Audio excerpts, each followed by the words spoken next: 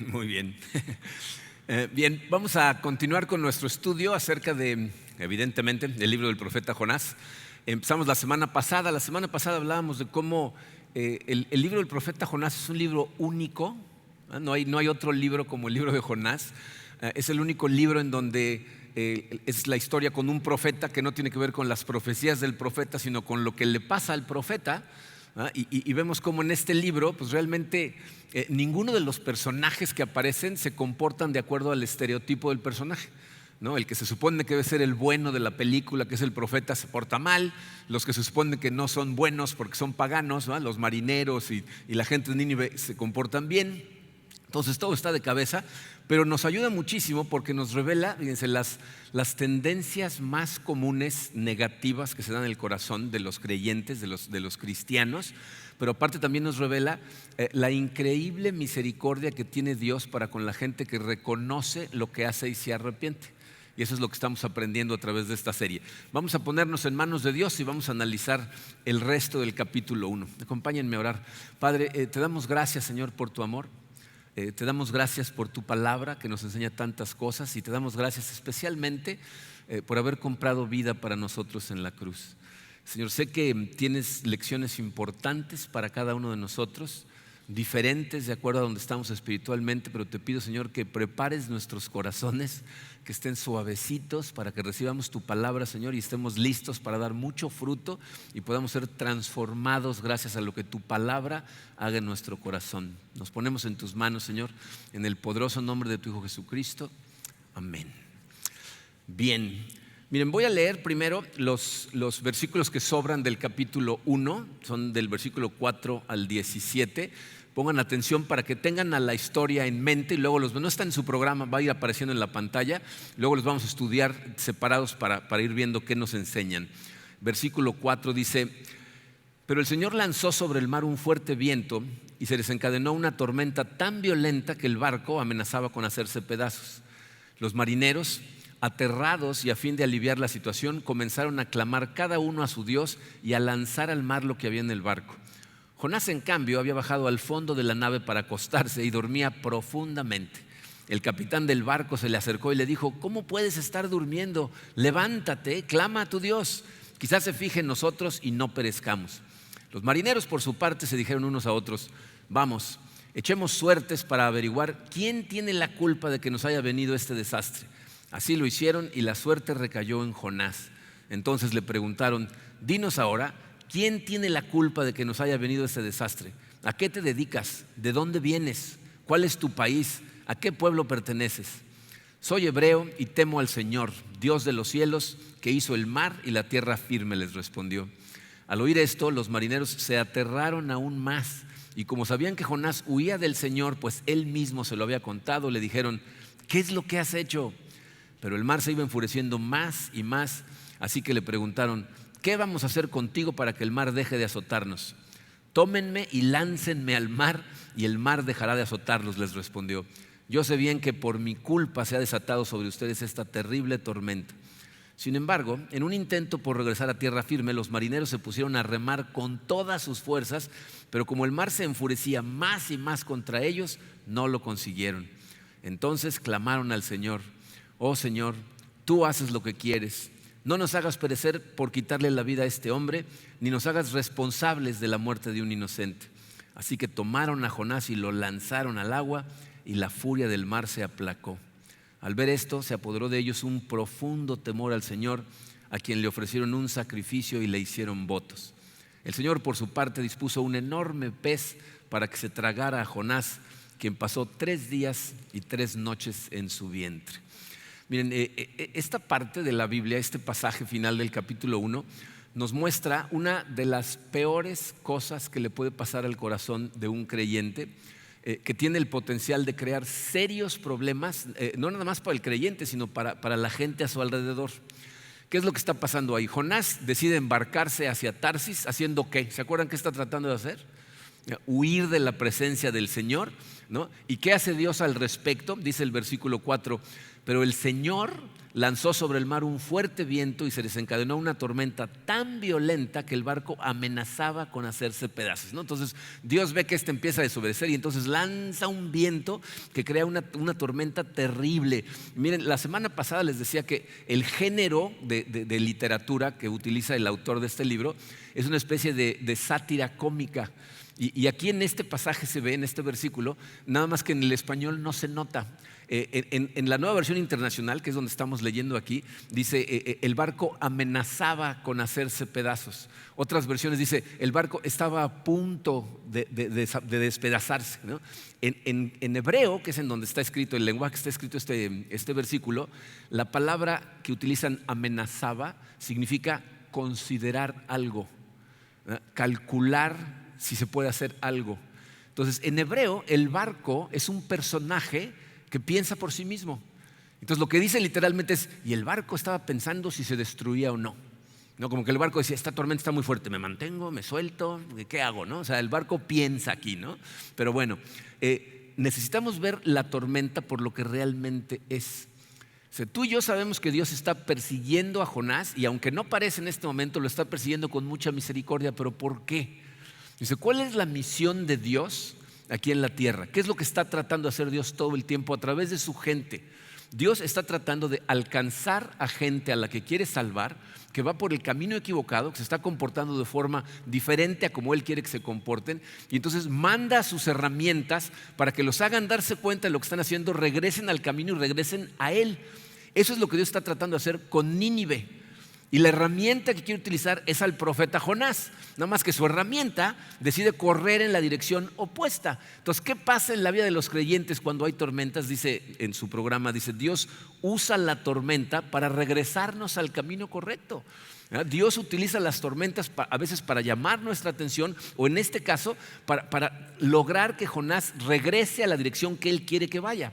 Pero eso es lo que está persiguiendo a Jonás. Es importante que seas consciente de esto. Es la misión de Dios que lo está persiguiendo. Este es un amor fiero, un amor como el de un padre que está dispuesto a hacer lo que sea necesario para que su hijo no vaya en la dirección equivocada y se pierda. Ese es el amor de Dios. No permitir que sus hijos se pierdan. Ese es el Dios de la Biblia, fíjate, que está dispuesto a enviar tormentas a tu vida por amor. Dios no es ese ser que mucha gente piensa que es un ser que nada más está esperando a ver cuándo te equivocas y cuándo desobedeces para castigarte. O sea, el Dios de la Biblia es un Dios de amor. ¿Ok? Bueno, vamos a ver qué está pasando en el barco. Cuando viene esta tormenta, el versículo 5, la primera parte del versículo 5 dice, los marineros, aterrados y a fin de aliviar la situación, comenzaron a clamar cada uno a su Dios y a lanzar al mar lo que había en el barco, ¿no? Los marineros están muy despiertos, están muy preocupados. Fíjense, lo primero que hacen es tiran todo lo que trae el barco al mar. O sea, para estos marineros ese viaje ya es una pérdida, ¿no? La carga que llevaban para venderla o que les encargaron de otro lado, ya la tiraron toda al mar, ¿no? Y luego dice, se pusieron a orar a sus dioses. Dice, los marineros no son conocidos por ser gente muy devota, ¿no? Cuando una persona se la pasa diciendo groserías, la gente dice, este tiene boca de marinero, ¿no? O sea, no son gente necesariamente muy devota, ¿ok? Pero este asunto de ponerse a orar es una característica típica del ser humano. Si se ponen a estudiar al respecto, se van a dar cuenta que clamar a Dios es un reflejo involuntario del ser humano. Y me parece muy interesante porque incluso personas que dicen que no creen en Dios, cuando la tormenta se pone lo suficientemente fuerte, su corazón como reflejo clama a Dios. Yo tengo un amigo muy querido. Crecimos juntos casi como hermanos nuestros últimos años de adolescencia y nuestros primeros años como adultos. De hecho, pasamos mucho tiempo en donde compartimos departamentos muy cercanos. Pero él no cree en Dios y de hecho se burlaba de otro amigo y de mí porque creíamos en Dios. Entonces se burlaba de la religión. Un día estábamos manejando, era la madrugada, no estábamos haciendo nada de provecho, ¿okay? Y íbamos él iba manejando, íbamos en el coche, él y nosotros dos, otro amigo y yo. Y de repente ve que el semáforo empieza a flashear el verde y acelera para pasar. Entonces pasa en amarillo y otro coche que cuando seguramente vio el amarillo pensó ya se va a poner en verde, se pasa y bueno, un choque de esos de ¡pah! Los dos coches vueltas para todos lados, ¿no? Me acuerdo cuando paró el coche, mi amigo se voltea al cielo, así, Señor, ayúdame, ¿no? Y los otros dos, ¿no? Amigos lo volteamos a ver así. Y pues pasó el momento y ya llegó la policía y se arregló el asunto. Y como a los 2 días estábamos platicando y le digo, ¿qué pasó? No, que no creías en Dios. No, es que en ese momento yo que me dio un poco de miedo, pero no creo en Dios. Le dije, ok, ¿no? Muchos años después, o sea, nos casamos, Karina y yo nos fuimos a vivir a Miami, ellos vivían en la Ciudad de México, y un día tuvo que salir de viaje, ya teníamos hijos, y vivíamos nosotros en Miami, y Miguel tenía que ir a Orlando, no me acuerdo dónde tenía que ir, pero pasaba por ahí, y entonces se quedó con nosotros un día. O sea, llegó en la mañana, a mediodía, y al otro día seguía su viaje. Y era la tarde, y me dice, ¿no tienes una cerveza? Y le digo, no. Me dice, ¿vamos por unas?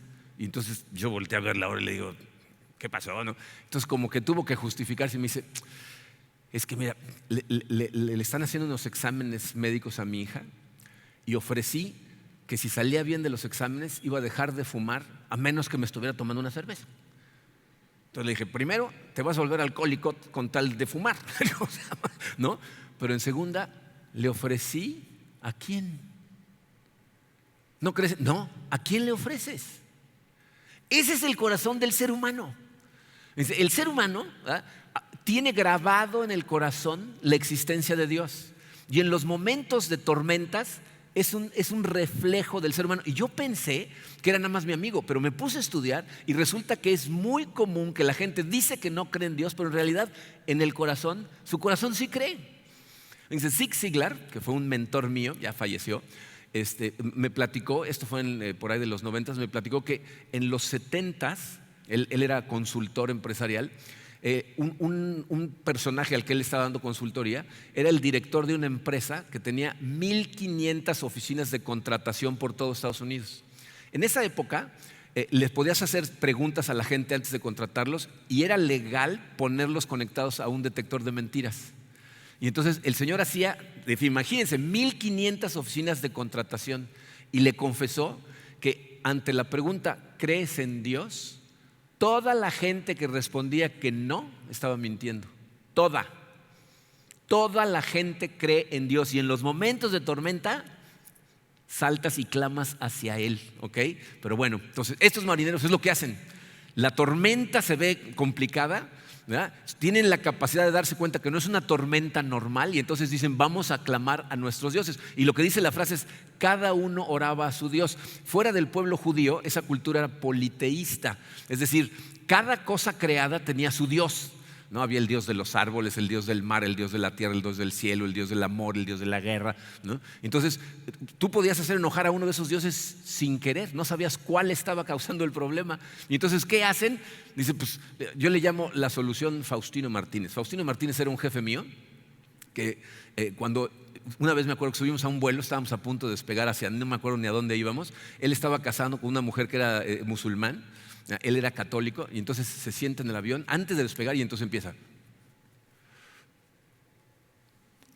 Le digo, ¿qué estás haciendo? Me estoy encomendando a todos los dioses para que el que sea el bueno nos salve, ¿no? Él honestamente lo decía de broma, ¿no? Pero eso es exactamente lo que están haciendo los marineros.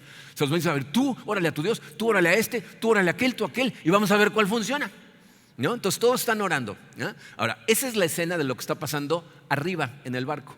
El final del versículo 5 nos empieza a hablar de lo que está pasando abajo. Dice, Jonás en cambio había bajado al fondo de la nave para acostarse y dormía profundamente. Miren, esta es una imagen que nos pinta el autor que debería de impactarnos, debería de abrirnos los ojos, porque es una cadena de escenas que nos están mostrando lo que está pasando en el corazón de Jonás. En el versículo 1 dice, bajó a Jope. Porque para ir de Jerusalén a Jope hay que bajar, entonces bajó a Jope. En el versículo 3, en español dice se embarcó, pero en hebreo dice bajó al barco. Luego dice bajó al fondo de la nave. Luego dice, en español dice se acostó a dormir, pero en hebreo dice bajó al piso. O sea, lo que nos están mostrando es que Jonás baja cada vez más y más y más y más. Y llega un momento en que baja tanto que está en un estado de insensibilidad total. ¿no? O sea, es una imagen poderosa de una especie como de entumecimiento, de inconsciencia acerca de lo que está pasando alrededor. De hecho, leí un comentarista esta semana que dice que esa imagen es una imagen poderosa del estado en el que se encuentra la iglesia hoy en día. Dice, el mundo está en tormenta. La gente del mundo tiene preguntas y la iglesia está dormida. Está totalmente inconsciente. Entonces, el pecado de Jonás, ¿cuál es su pecado? Dios lo llamó a participar para alcanzar gente, confrontar a un grupo de personas para extender su gracia. Pero Jonás, en lugar de hacer lo que Dios le dice, corre a Tarsis por el odio que le tiene a la gente de Asiria. En otras palabras, Jonás piensa que sabe mejor que Dios lo que se debe hacer. O sea, él dice, no, yo creo que el mundo va a estar mejor sin los asirios, esto es mejor que los destruya. Pero vean lo que le está pasando a su corazón. Se les puse esto en su programa, dice, su pecado se convierte en una droga que lo pone en total apatía espiritual. O sea, el pecado de Jonás lo ha llevado a que su corazón está totalmente endurecido y está apático a lo que está pasando. Piensen en la situación, está rodeado de una tormenta causada por él, por el pecado que está cometiendo, pero él ni en cuenta. ¿Se dan cuenta lo que puede causar el pecado en la vida de una persona? O sea, es una amenaza terrible para la persona, pero no nada más para ti, para la gente a tu alrededor. El egoísmo de Jonás hace que ni siquiera se dé cuenta de la ruina que le está trayendo a toda la gente que va en ese barco. Es una imagen poderosa de la naturaleza del pecado y de las consecuencias que trae cuando abiertamente desobedecemos a Dios. Y miren, tristemente, ese es uno de los problemas de nuestra cultura moderna. La cultura en la que vivimos trata de vendernos la idea de que somos individualistas. O sea, si lo que tú haces no le hace daño físicamente a alguien, entonces tú decides si está bien o mal, ¿no? Esa es la cultura de hoy en día. Lo que pasa en mi vida es mi problema. Yo decido si está bien o mal, tú no te metas. Pero aquí el capítulo 1 de Jonás nos muestra lo ingenuo de tener esta visión del mundo. Fíjate, piensa en esto, cada decisión que tú tomas es como un ladrillo que estás poniendo en el muro que estás creando, que se convierte en el carácter de tu vida. Entonces, cuando tú escuchas ideas de la cultura como esta, que te dicen, no hombre, tú haz lo que tú quieras, tú decides lo que está bien, tienes que cuestionarlas, tienes que preguntarte si lo que estás diciendo está correcto, porque si ni siquiera las cuestionas, va a llegar un momento en que van a invadir tu vida y vas a vivir de acuerdo a ellas. Piénsalo, me vas a decir que si tú tomas 1000 pequeñas decisiones moralmente incorrectas, no tienes una pero increíblemente grande posibilidad de que la 1001 desparrame tu vida y le hagas daño a otra persona y le hagas daño a la gente a la que más amas. Las decisiones que está tomando Jonás le están afectando a mucha más gente que a Jonás, pero su corazón está tan insensibilizado que él ni cuenta se da.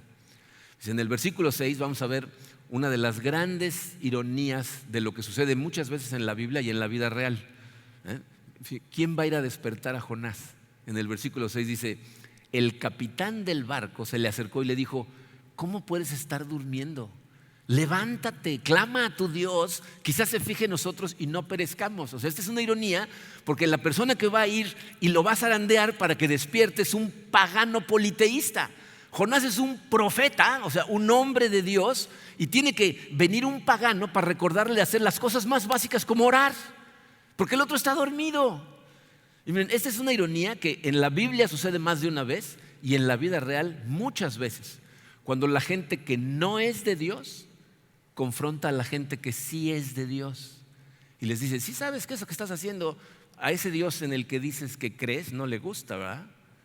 Y cuando alguien que no cree te confronta de esa manera, se te cae la máscara, quedas totalmente al descubierto, no puedes hacerte para ningún lado. O sea, el capitán le dice, ¿qué estás haciendo? Y todo esto, fíjense, dentro del contexto tiene su lado de humor. Este autor es brillante, ¿no? Porque lo que le está diciendo el capitán es, ¿no tienes algún otro Dios? No, porque ya tratamos con todos los nuestros y no está funcionando. ¿No tienes alguno? Órale, a lo mejor si oras se fija en nosotros. ¿Ustedes creen que se estaría fijando en ellos? Los tiene en la mira, ¿no? O sea, el Dios del universo está muy pendiente de lo que está pasando con ellos. Y esa escena es lo que está pasando abajo, ¿no? El capitán está hablando con Jonás en la panza del barco, ¿no? Ahora vamos a ver lo que está pasando arriba. Versículo 7 dice: los marineros por su parte se dijeron unos a otros: vamos, echemos suertes para averiguar quién tiene la culpa de que nos haya venido este desastre. Así lo hicieron y la suerte recayó en Jonás, ¿no? Entonces los marineros también se dieron cuenta que este asunto de orarle a sus dioses no está funcionando y dicen: ya sé, vamos a echarlo a la suerte, ¿no? Esto es algo que en la época era muy común, ponerse en manos de Dios, confiar en Dios y decir: vamos a echar la suerte y tú dinos en quién cae la cosa, ¿no? En Proverbios 16:33, apúntenlo por ahí, bueno, está en su programa, dice: el hombre tira los dados, pero Dios decide cómo caen.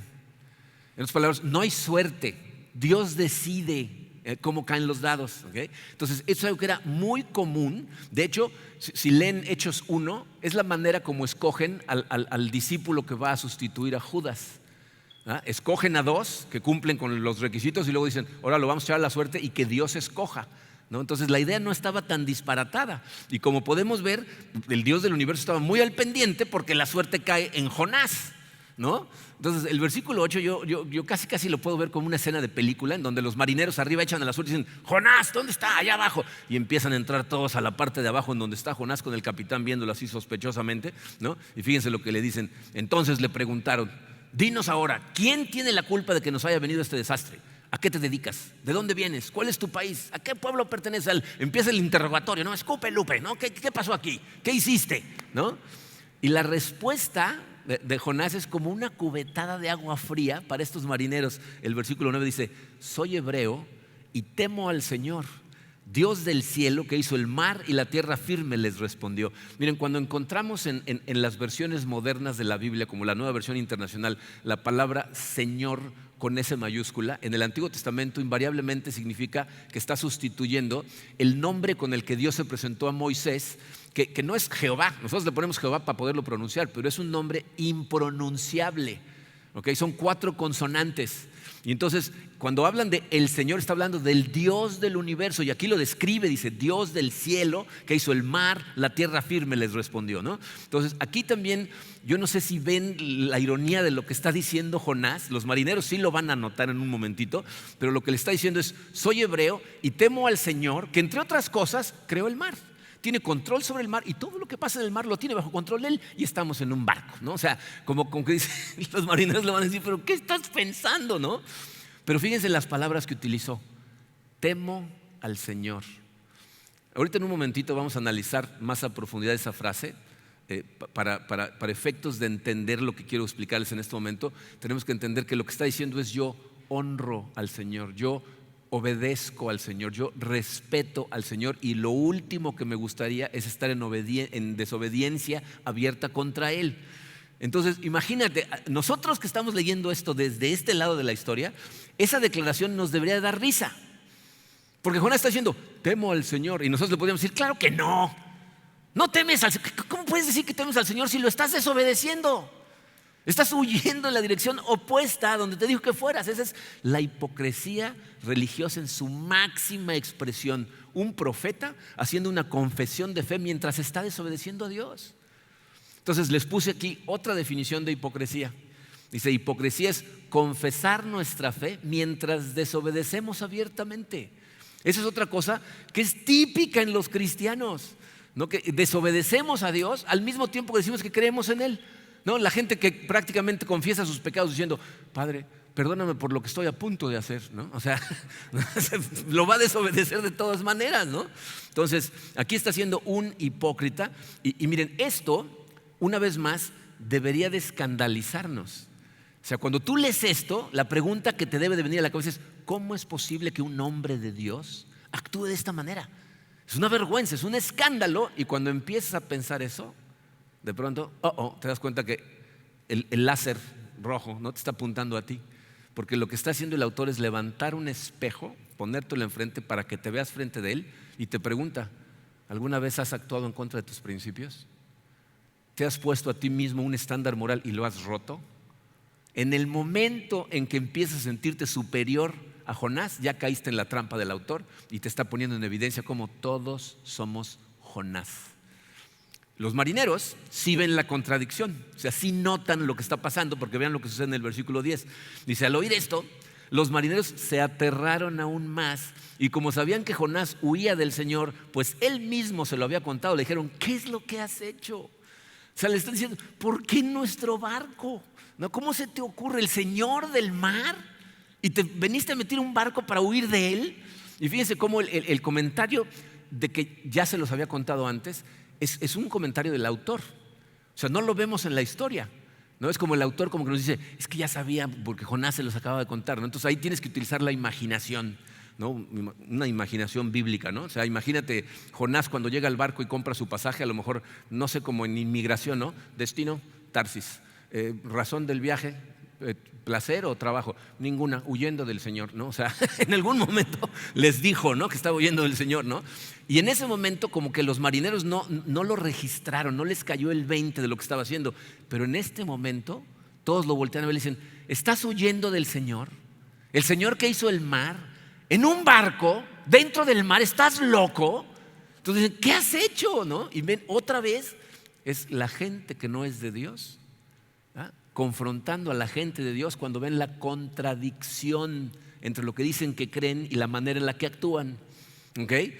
Versículo 11 dice, pero el mar se iba enfureciendo más y más, así que le preguntaron, ¿qué vamos a hacer contigo para que el mar deje de azotarnos? Tómenme y láncenme al mar y el mar dejará de azotarlos, les respondió. Yo sé bien que es por mi culpa que se ha desatado sobre ustedes esta terrible tormenta. Bien, hay diferentes opiniones entre los comentaristas de por qué Jonás, cuando lo confrontan, dice, láncenme al mar. Hay un grupo que piensan que en este momento Jonás tuvo un cambio de corazón, ¿no? Que de repente como que se hizo consciente y dijo, Señor, pequé contra ti, la regué, ok, merezco morir, láncenme al mar, ¿no? Hay otro grupo de comentaristas que piensan que Jonás estaba tratando de huir todavía con más ganas, ¿no? Que lo que estaba diciendo es la mejor manera de nunca ir a Nínive es si me muero. Entonces láncenme al mar, me ahogo y se acabó la discusión, ¿no? La realidad es que la respuesta yo creo que está en un punto intermedio entre esos dos extremos, porque dice, él está entrando en razón, pero no porque esté poniendo sus ojos en Dios, sino porque está poniendo sus ojos en los marineros. O sea, Jonás los voltea a ver y no dice, tírenme al mar porque he pecado contra el Dios del universo y merezco la muerte, ni tampoco dice, ¿saben qué? Ya mejor me quiero terminar esta corretiza, échenme al mar. Lo que dice es, yo sé que es mi culpa que esta tormenta esté cayendo sobre ustedes. Entonces, este es el primer momento en el que Jonás piensa en otras personas antes de pensar en él. Es un acto de amor, o sea, dice, sus vidas están en peligro por mi culpa y ustedes no deberían de morir por mí, más bien yo debería de morir por ustedes. Entonces aquí vemos cómo Jonás es un ejemplo clásico de cómo los cristianos hay veces que hacemos cosas buenas, hay veces que hacemos cosas malas, le obedecemos en unas áreas, en otras nos cuesta más trabajo, o sea, no nos comportamos completamente obedientes a Dios, ¿no? ¿Y qué pasa, no? Versículo 13 dice, sin embargo, en un intento por regresar a tierra firme, los marineros se pusieron a remar con todas sus fuerzas, pero como el mar se enfurecía más y más contra ellos, no lo consiguieron. O sea, los marineros son buenas personas, no lo quieren matar, no lo quieren aventar al mar, ¿no? Y entonces, ¿qué tratan de hacer? Ir en contra de Dios, ¿no? Y entonces, ¿qué hace Dios? Incrementa la tormenta y dice, sí, ¿no? Entonces se pone peor. Dice, entonces clamaron al Señor, oh Señor, tú haces lo que quieres, no nos hagas perecer por quitarle la vida a este hombre, ni nos hagas responsables de la muerte de un inocente. Fíjense qué cosa más interesante acaba de suceder ahí. ¿Se fijaron a quién clamaron los marineros? En el versículo 5 cada quien clamó a sus dioses, pero aquí en este versículo clamaron al Señor, al Dios del universo. En otras palabras, los marineros acaban de reconocer que el único que tiene el poder para salvarlos en esta situación es el Señor, creador del cielo y de la tierra y que tiene control sobre todo el universo. ¿Y saben qué otra cosa es muy interesante? Esta es la primera oración al Señor que sucede en este libro y no viene de un hombre de Dios, viene de los paganos. A Jonás no se le ha ocurrido orar, ¿no? ¿Y cuál es el clamor de estos paganos? Señor, no queremos hacer algo incorrecto, no nos hagas responsable de la vida de este menso, ¿no? O sea, él es el que nos está diciendo que lo echemos al mar, ¿no? Y así que en el versículo 15 dice, así que tomaron a Jonás y lo lanzaron al agua y la furia del mar se aplacó. ¿Se imaginan la cara de los marineros? O sea, cuando de repente lo lanzan y todo se calma. ¿Se acuerdan ustedes de la escena en la barca cuando va Jesucristo con sus discípulos y se desata una tormenta y el que va dormido es Jesucristo? Y lo despiertan y entonces se levanta y regaña a la tormenta y la tormenta se calma. ¿Se acuerdan qué hacen los discípulos? Están todos en un rincón, ¿cómo? Aterrados. Es exactamente la misma escena. Dice el versículo 16: al ver esto, se apoderó de ellos un profundo temor al Señor. Uno se imaginaría, se calma la tormenta, todos dijeron, no.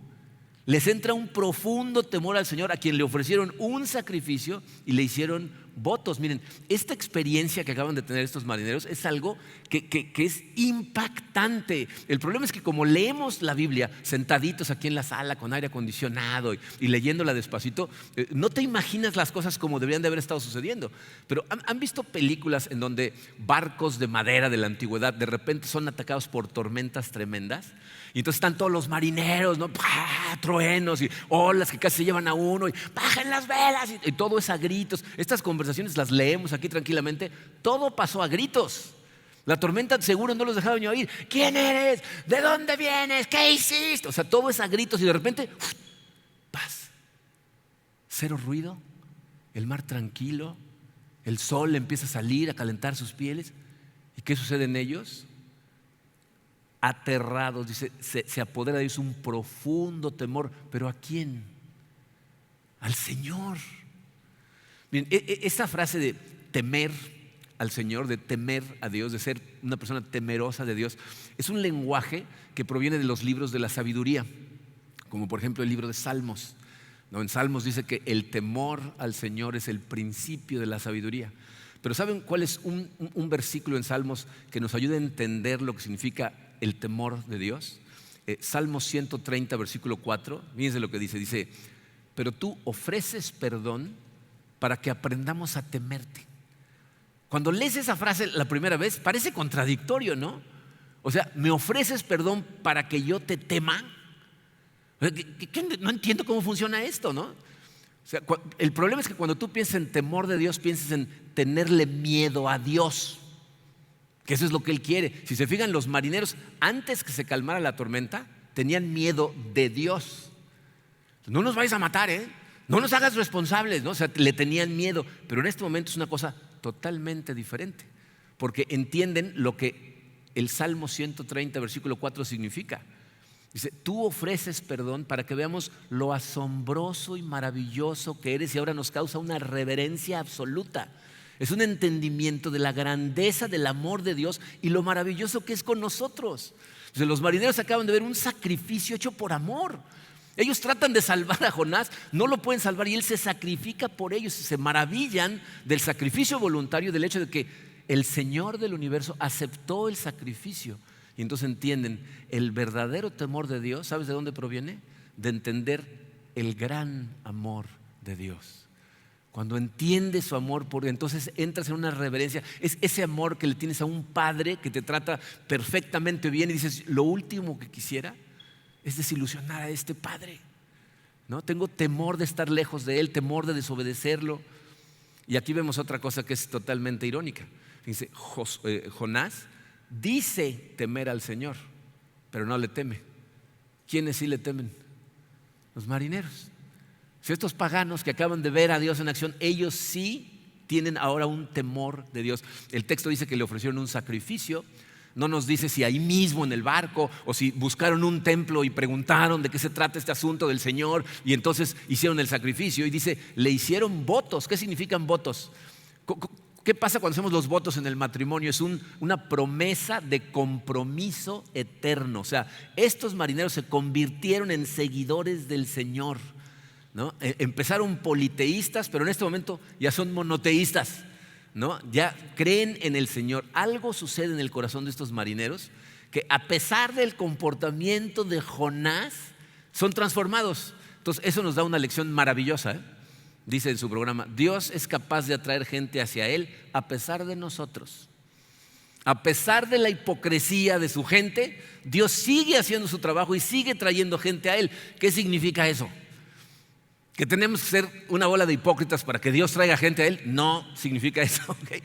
Jonás es un testigo imperfecto de Dios, pero eso no limita a Dios de hacer su trabajo. ¿Saben cuál es la tragedia de esta parte? Jonás, que acuérdense, Jonás representa a la gente de Dios.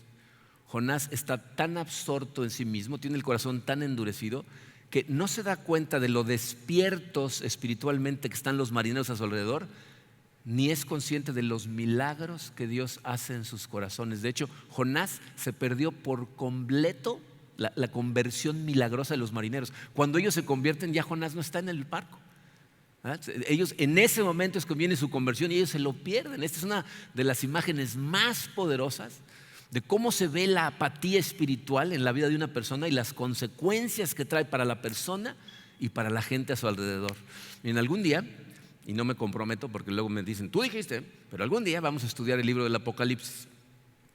En Apocalipsis, Jesucristo en las 7 cartas que escribe a 7 iglesias nos explica de una manera muy clarita cómo la apatía o indiferencia espiritual es una de las 3 estrategias que utiliza Satanás para asegurarse que una iglesia pierda totalmente su efectividad. Y ese es un problema, porque esa apatía espiritual está pasando en montones de iglesias alrededor del mundo. O sea, lugares en donde la gente lo que cree es que la salvación termina en mí. La gracia de Dios termina en mí. Dios, gracias, ya me salvó, tengo vida eterna y punto, se acabó. Entonces lo que le pasa a la gente alrededor me da igual, porque yo ya me salvé. Entonces cuando la iglesia se comporta de esa manera, pues nos llenamos de Jonases que están todos profundamente dormidos. Y es gente que, fíjense, como Jonás, puede hablar de teología. Temo al Señor. ¿Sabías que creó el cielo y la tierra y que tiene control sobre todo el universo? Pero contradicen lo que dicen creer con sus acciones. Y lo irónico es que todo mundo lo puede ver menos Jonás. Los marineros son perfectamente conscientes de su hipocresía. Se irá a despertar Jonás. El último versículo del capítulo dice: el Señor por su parte dispuso un enorme pez para que se tragara a Jonás, quien pasó 3 días y 3 noches en su vientre. Dice, si este libro nada más tuviera un capítulo, bien podría ser una tragedia griega, ¿no? Porque al final se murió, punto, ¿no? Se lo tragó el pez, el malo pagó y se acabó, ¿no? De hecho, cada vez que leo este libro y leo esa línea, me pasa por la cabeza el pensamiento de que con esa idea se quedaron los marineros, ¿no? Pues para los marineros, pum, lo echaron al mar, se calmó la tormenta y ellos siguieron su viaje y Jonás se quedó en la panza del pez. No saben qué le pasó, pero ahí no termina el libro, ¿no? La semana que entra vamos a ver qué tan despierto está Jonás, pero miren, la imagen que el autor nos sigue transmitiendo hasta este momento de Jonás y parte del capítulo que viene es que Jonás no puede caer más bajo. Se fue bajando y bajando y bajando hasta que lo avientan al mar, se lo traga el pez. Dice que baja el pez con él hasta los cimientos de las montañas al fondo del mar. O sea, literalmente Jonás ya no puede bajar más. ¿Okay? Pero aquí lo importante es que notes lo que está sucediendo, porque miren, se lo traga un pez. Con cualquier otro Dios esto hubiera significado la muerte de Jonás, pero el Señor del mar, el Señor de los peces no tiene ese problema. Jonás va a tocar un fondo literal, pero el Señor lo que está haciendo es proveer un instrumento que a nosotros nos parece de muerte, pero es en ese momento de impotencia total de Jonás que Jonás va a nacer de nuevo, ¿no? Que va a tener una segunda oportunidad. Dios usa lo que parece un vehículo de muerte, pero en realidad es un vehículo de su gracia. Y entonces, nueva vida para Jonás. ¿Pueden oler el Evangelio en el libro de Jonás? ¿Se dan cuenta lo clarito que nos lo da? Miren, la razón por la que Jesucristo utiliza esta historia para describirse a sí mismo. ¿Se acuerdan? La semana pasada vimos Mateo 12, en donde Jesucristo les dice: esta generación perversa, no les voy a dar otra señal más que la del profeta Jonás. Y así como Jonás va a pasar 3 días y 3 noches en el estómago del pez, el Hijo del Hombre va a pasar 3 días y 3 noches en las entrañas de la tierra. Se está describiendo a través de esto porque Jesús en la cruz representa cómo Dios envuelve a su gente en lo que parece muerte, porque nosotros tocamos fondo como Jonás por culpa de nuestro pecado, pero es en el quebrantamiento, en el arrepentimiento que nos encontramos con Dios. Y ahí, en medio de esa muerte en la cruz, Dios nos da a nosotros nueva vida. Jesús es lo opuesto a Jonás. O sea, Jesús era perfectamente consciente de lo que estaba pasando con la gente a su alrededor. Jonás ni en cuenta, Jesucristo sabía exactamente lo que estaba pasando. De hecho, ¿qué es lo que sucede? Confronta a la gente con lo que está pasando. ¿Y qué hicimos? Lo crucificamos. Pero al crucificarlo, Jesucristo absorbe toda la ira de Dios por nosotros. O sea, fíjense, Jonás fue aventado a un océano de agua. Jesucristo fue lanzado a un océano de ira de Dios que absorbió por nosotros. Y su muerte es el vehículo que utiliza Dios para darnos a nosotros vida. Cuando Él conquista la muerte y el pecado, nos da a ti y a mí una segunda oportunidad. De este momento en adelante, Jonás está viviendo tiempo extra. O sea, su vida se debería de haber terminado. Y es irónico, si Jonás hubiera tratado de seguir aferrándose a huir de Dios, se hubiera ahogado. Pero cuando recapacita y hace lo correcto, entonces Dios le da tiempo extra y lo va a despertar espiritualmente. Hay gente que la pregunta que hacen cuando hablamos de este despertar espiritual es ¿cómo?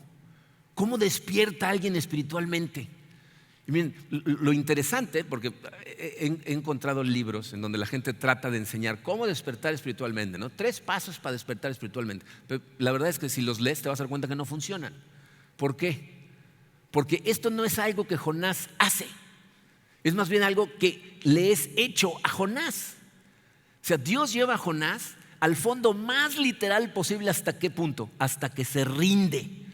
Hasta que es consciente de que no puede hacer nada, que nada está bajo su control y que se siente morir. Vamos a ver más adelante como cuando se siente morir y se rinde a Dios, entonces va a clamar a Él y ahí es en donde Dios se encuentra con Él y por gracia lo salva. Esa es una maravillosa noticia. O sea, la gracia de Dios le sucede a Jonás y Dios lo salva. Pero es muy importante que entiendas muy bien este punto, porque miren, en Comunidad de Fe no estamos en el negocio de decirle a la gente, tienes que ser una buena persona, pórtate bien o te va a tragar un pez. O sea, esa no es la enseñanza de este libro, ¿ok? O sea, nosotros nos vamos a tropezar. De hecho, yo ni siquiera me siento con la autoridad para predicar estas cosas porque Jonás me condena exactamente igual a mí que a ti. Batallo con las mismas cosas que tú. Pero necesitas entender que lo que puede fortalecernos no es simplemente conocer la Biblia. Es importantísimo conocer la Biblia porque así conoces a Dios. Pero no es nada más importante eso. Lo más importante es que experimentes verdaderamente el amor y la presencia de Dios en tu vida para que en los momentos de tormenta te lances a Él. Tú fíjate, puedes saber todo acerca de la Biblia y no experimentar la presencia de Dios en tu vida ni su amor. Porque no es hasta que te entregas a Él en medio de la tormenta que puedes experimentar la gracia de Dios. ¿Y sabes qué es lo más irónico de todo esto? Que tu corazón puede pensar que es un suicidio hacer lo correcto que Dios te está diciendo que hagas en este momento en la situación de tu vida. Jonás seguro pensó que, o sea, a la vista de todos los demás, parecía un suicidio. A lo mejor parece un suicidio el que Dios te está diciendo que hagas las cosas correctas en tu matrimonio. Estás pensando que esa tormenta no tiene solución, que te vas a ahogar en ella y Dios te dice, haz lo correcto. Y dices, eso es un suicidio. A lo mejor piensas que es un suicidio hacer lo correcto con tus finanzas cuando Dios te empieza a decir cómo utilizar tu dinero de acuerdo a Él. A lo mejor parece un suicidio el tratar de trabajar con nuestros hijos para que conozcan a Dios y caminen por el camino correcto. Pero en el momento en que Jonás hace lo correcto y parecía un suicidio, Dios lo salva. ¿Por qué? Este es el último punto que les puse ahí. Jonás descubre que bajo la ira de Dios se encuentra su amor. Bajo la ira de las olas se encuentra el amor de Dios. Y es entonces que va a despertar cuando se lanza haciendo lo correcto, aunque parece un suicidio. No sé cómo despertarte. De hecho, no sé cómo despertarme a mí, a menos que yo sé que tengo que hacerme consciente de lo impotente que soy yo y de lo omnipotente que es Dios, porque solo cuando llegas a ese punto de conciencia, Dios puede trabajar contigo. Le voy a pedir a la banda que suban de regreso, por favor, y mientras tanto pónganme atención acá. La banda pueden subir solos sin su ayuda, ¿okay? Miren, no sé cómo está en este momento tu corazón. O sea, no tengo idea. No sé si estás despierto espiritualmente. No sé si ni siquiera tienes una relación consciente con Dios o a lo mejor crees que la tienes y estás dormido. ¿Saben qué es lo más peligroso? Corres el riesgo de que estés dormido, de que estés en una apatía espiritual profunda y ni cuenta te des. ¿Son conscientes de que Jonás no era consciente? O sea, él sabe que es un hombre de Dios porque Dios le habla, pero no es consciente de que ya no se está dando cuenta de nada. ¿Cómo está tu corazón? ¿Estás despierto? ¿Estás dormido? ¿Estás receptivo a Dios? ¿Estás dispuesto a obedecerle? A lo mejor hay algo que está pasando en algún área de tu vida que te está distrayendo totalmente y ya ni siquiera le pones atención. Lo que hacemos cuando celebramos la cena del Señor, cuando lo hacemos de forma física o como lo hemos estado haciendo de forma interna, es no de palabra, sino de corazón, acudir a Él y decirle: gracias, Señor, por haberte lanzado a ese mar de ira por mí. Señor, abre mi corazón, déjame ver como tú me ves. Déjame ver mis acciones, déjame ver el dolor de los demás. Señor, dime cómo estoy, por favor, ayúdame. Necesito de ti. Entonces vamos a celebrar en este momento una cena del Señor interna. Y lo que necesitas hacer es apagar totalmente al mundo a tu alrededor e ir a Jesús y decirle: Señor, gracias. Abre mis ojos. Quiero estar contigo. Quiero tenerte ese temor reverente para poder obedecerte y darte gloria con todo lo que hago. Los invito a acompañarme a hacerlo juntos. Vamos a orar. Padre Santo, te damos tantas gracias, Señor, por tu amor. Te damos gracias por ese sacrificio increíble que hiciste por nosotros. Ese intercambio incomprensible, dar tu vida perfecta por pecadores como nosotros, Señor. Te necesitamos, Señor. Nuestro corazón nos engaña, no nos deja ver claramente. Hay veces que pensamos que estamos caminando por el camino correcto y de pronto nos despertamos en medio de una tormenta y nos damos cuenta de cuánto te hemos estado ignorando. Te pido, Señor, que tengas misericordia de las personas que están escuchando estas palabras y no te conocen. Que entiendan que los estás tratando de atraer hacia ti con estas palabras de amor. Ayúdenos a todos a entender, Señor, que aun cuando las tormentas se ven terribles, detrás de esas tormentas viene tu amor, tu gran misericordia. Estás tratando de acercarnos, de llevarnos por el camino correcto, de abrir nuestros ojos y de verte por lo maravilloso que eres. Gracias, Padre. Gracias por tu amor, gracias por tus enseñanzas. Nos ponemos totalmente en tus manos, Señor, y ayúdanos a caminar todo el tiempo bajo tu luz. En el poderoso nombre de tu Hijo Jesucristo. Amén.